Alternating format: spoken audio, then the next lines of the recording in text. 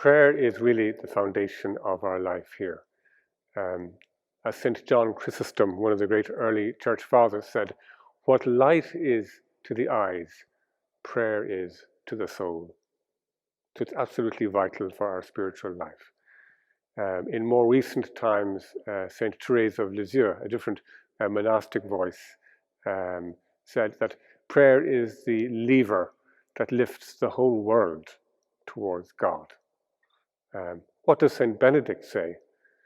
Well, he says that God is present to us always, but especially when we gather together for prayer, we must believe that God is present to us in a particularly special way at that time.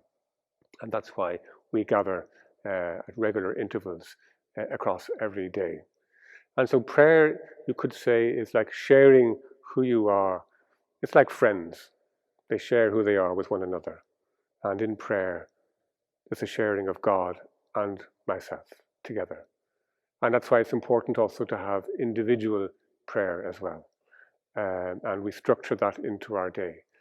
A particular way of praying we find so nourishing is when you allow the scriptures to prompt your thinking and to prompt what it is that maybe is important to you and is important to God. And that gives you the content of your prayer. And it becomes very, very personal, and yet at the same time, it's inspired by God.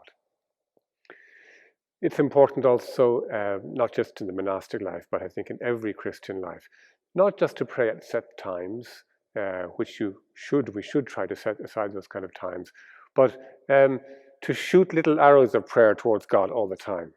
And St. Benedict recommends, particularly, for example, when you start a new task, and maybe when you finish a task, thank God for it. And particularly if it's an extended task that you're involved in, maybe stop for a brief moment of prayer. Pause in your activities to notice the presence of God who loves you and watches over you. What light is to the eyes, prayer is to the soul.